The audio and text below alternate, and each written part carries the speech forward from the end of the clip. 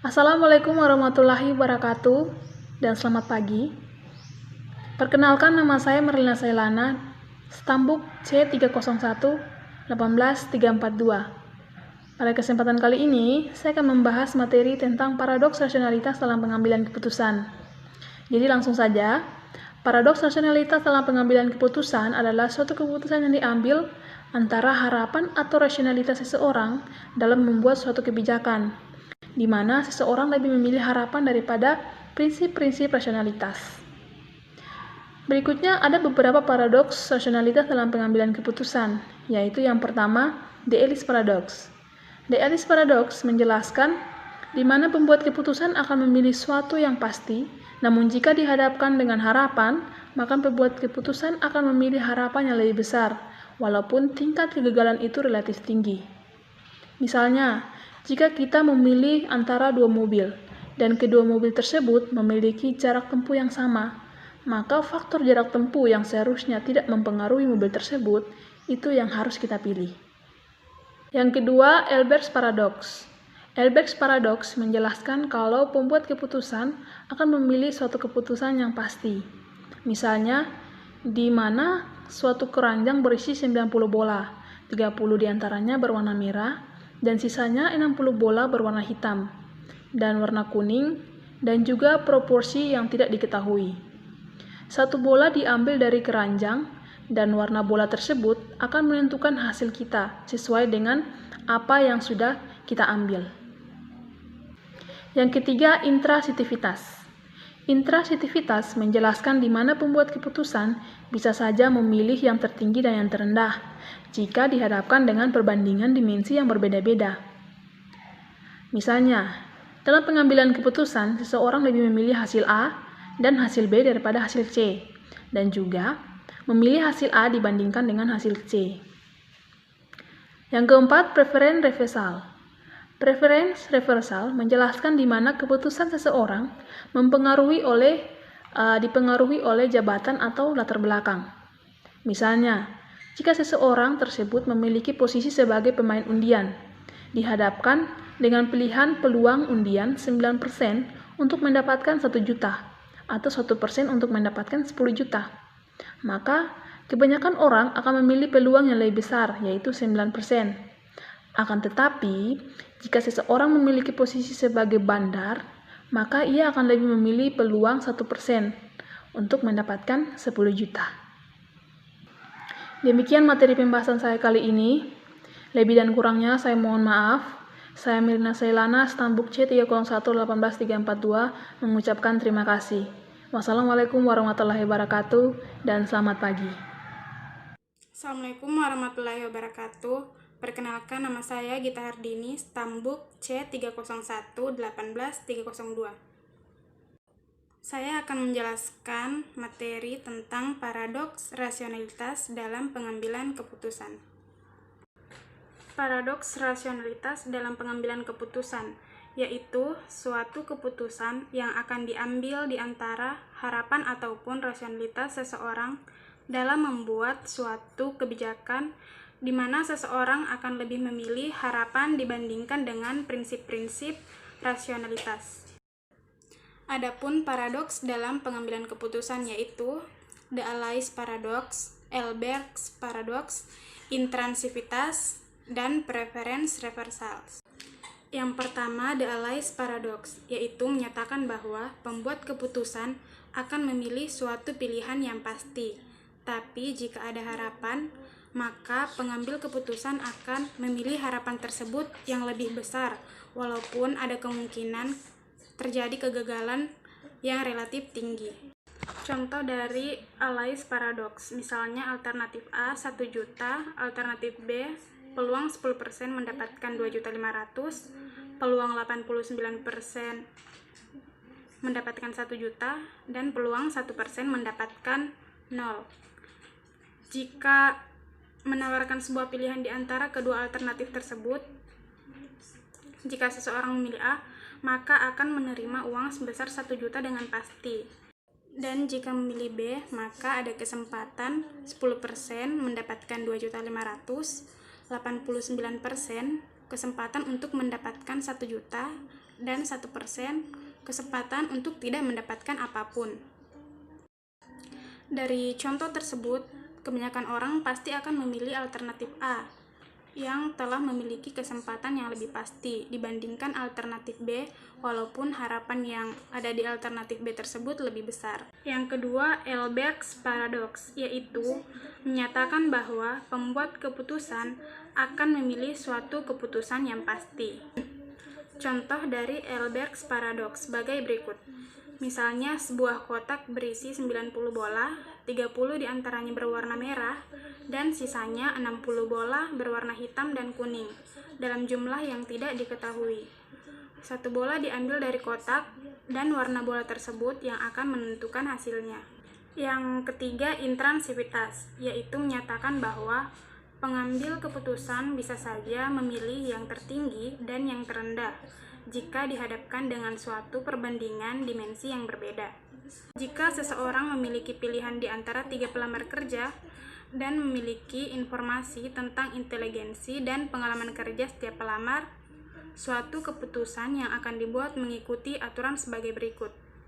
Jika perbedaannya dilihat dari IQ di antara 2 pelamar lebih dari 10 poin, maka pelamar dengan IQ tertinggi yang akan dipilih. Tetapi, jika perbedaan IQ di antara 2 pelamar sama atau kurang dari 10 poin, maka pilih pelamar dengan pengalaman kerja yang lebih lama. Yang keempat, preference reversal, yaitu suatu keputusan seseorang yang dipengaruhi oleh jabatan ataupun latar belakang. Pilihan yang ada di antara sepasang dalam perjudian mungkin akan melibatkan proses psikologi yang berbeda dari penawaran. Untuk setiap bagian, seperti contoh, mengatur nilai dolar pada nilai mereka. Secara spesifik, hipotesis mereka menyatakan suatu pilihan akan ditentukan terutama oleh probabilitas perjudian, sedangkan tawaran akan dipengaruhi terutama oleh jumlah yang akan menang atau kalah.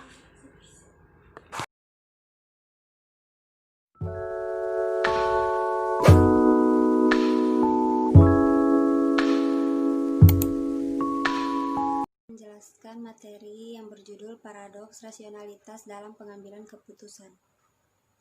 Pengertian paradoks rasionalitas dalam pengambilan keputusan adalah keputusan yang diambil antara ekspektasi dan rasionalitas dalam pengambilan kebijakan, di mana seseorang lebih cenderung pada ekspektasi daripada prinsip ekspektasi. Ada beberapa paradoks rasionalitas keputusan, yaitu pertama, The Alice Paradox. Menurut prinsip pembatalan, pilihan antara dua alternatif hanya bergantung pada perbedaan antara dua alternatif dalam faktor yang sama dari kedua alternatif. Faktor yang sama dalam dua pilihan seharusnya tidak mempengaruhi pilihan orang rasional. Pada tahun 1953, Maurice Alice menerbitkan sebuah artikel yang merupakan tentangan serius terhadap prinsip pembatalan. Artikelnya menjelaskan apa yang sekarang disebut paradoks Alice atau situasi kontradiksi, yang menjelaskan bagaimana prinsip pembatalan biasanya dilanggar. Paradoks disebut juga abnormal, yaitu keadaan abnormal. Yang kedua, Elberg's Paradox. Daniel Elberg pada tahun 1961 mencatat pelanggaran terkenal lainnya dari prinsip pembatalan dalam PLOS pada tahun 1983. Paradoks Elberg dapat dijelaskan sebagai berikut. Misalkan, sebuah tangki air berisi 90 bola. Ada 30 bola berwarna merah, sisanya adalah bola hitam atau bola kuning, yang proporsinya tidak diketahui. Gambaran bola dari pelemparan warna bola akan menentukan gaji Anda. Warna apa yang akan dipertaruhkan? Merah atau hitam? Kebanyakan orang memilih merah untuk menghindari ketidakpastian komposisi antara bola hitam dan bola kuning. Kembali untuk menghindari rasio tak tertentu dari bola hitam dan kuning. Dengan kata lain, banyak orang memilih alternatif 1 pada pertanyaan pertama dan alternatif 2 pada pertanyaan kedua. Menurut prinsip pembatalan, orang dalam kedua kasus harus memiliki opsi yang sama. Yang ketiga, intransitivitas. Prinsip pengambilan keputusan yang masuk akal lainnya adalah prinsip transitivitas, yang menyatakan bahwa pengambilan keputusan yang memilih hasil A daripada hasil B dan memilih hasil B daripada hasil C harus memilih A daripada hasil C. Yang keempat, preference refusals. Sarah Lichtenstein dan Paul Slovis pada tahun 1971 menerbitkan salah satu studi pertama yang mendokumentasikan pembalikan preferensi. Memilih di antara sepasang taruhan mungkin melibatkan proses psikologis yang berbeda daripada penawaran setiap taruhan secara terpisah. Secara khusus, mereka berasumsi bahwa pilihan akan ditentukan terutama oleh peluang taruhan, dan tawaran akan terutama dipengaruhi oleh jumlah kemenangan atau kerugian.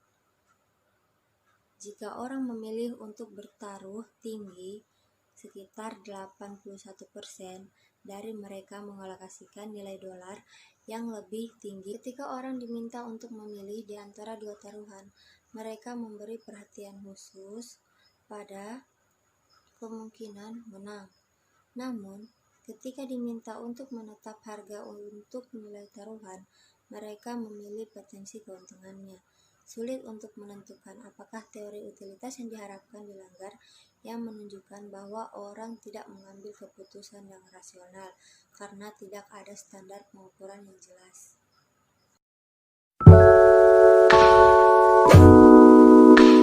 Assalamualaikum warahmatullahi wabarakatuh. Nama Tina Mahmud, stambuk Y301818117.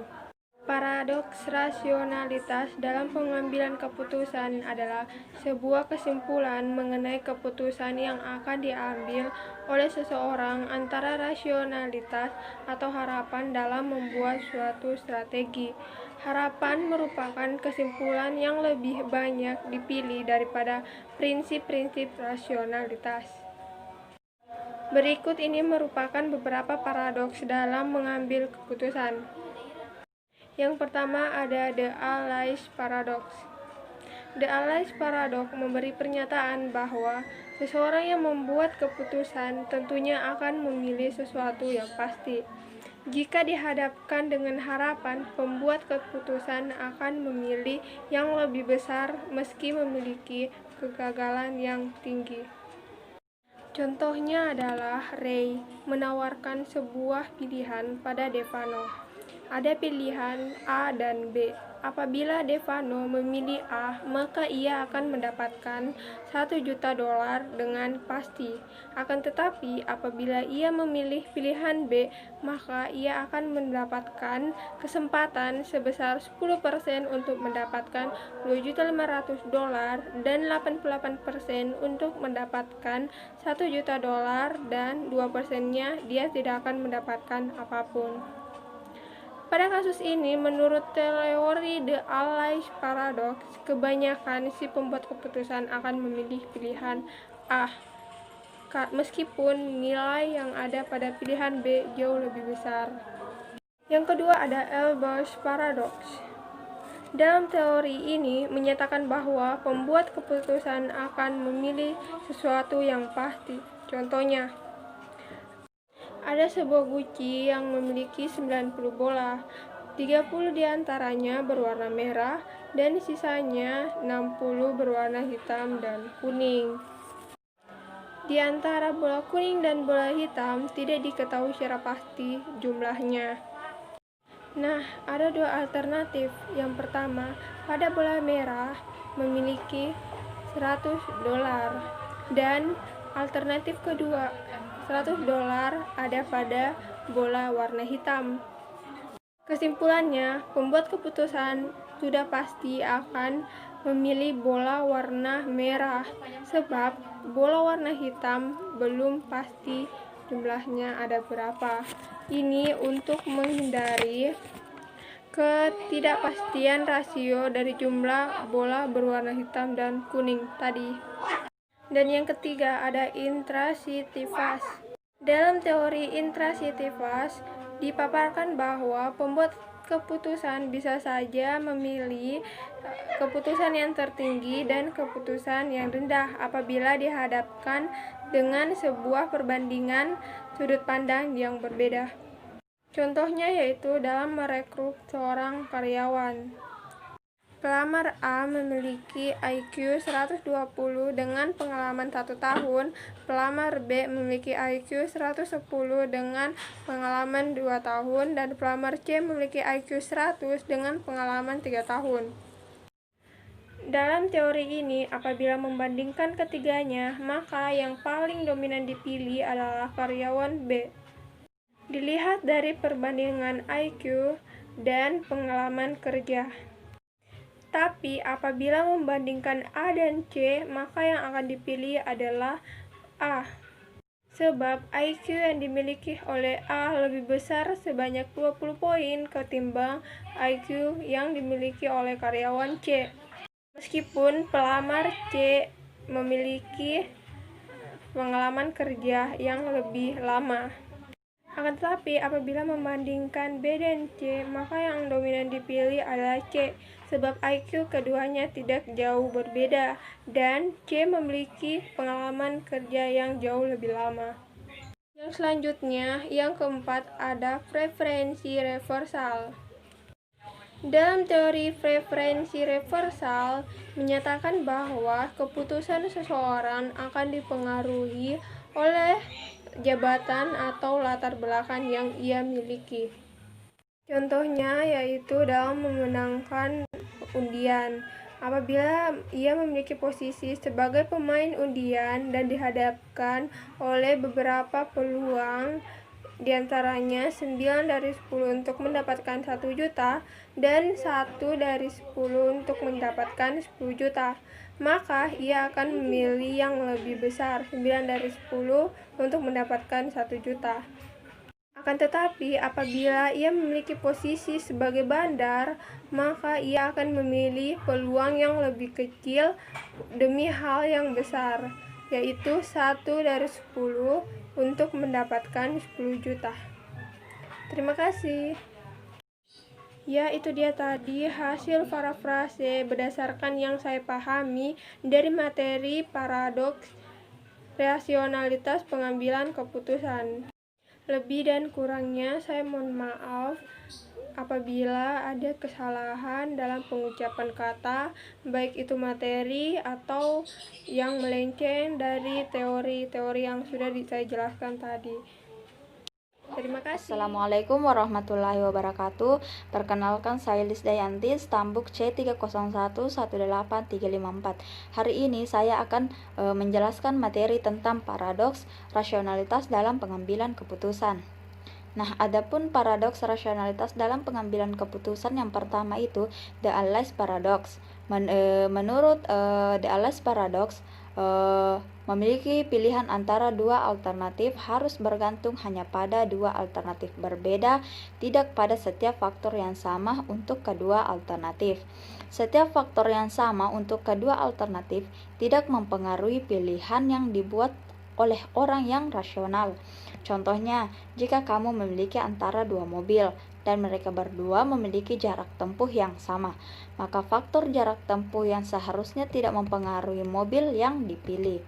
Nah, prinsip ini mungkin masuk akal karena jikalau mobil tersebut memiliki jarak tempuh yang sama, pengambilan keputusan resiko seharusnya hanya memutuskan di antara alternatif-alternatif atas dasar alternatif yang berbeda.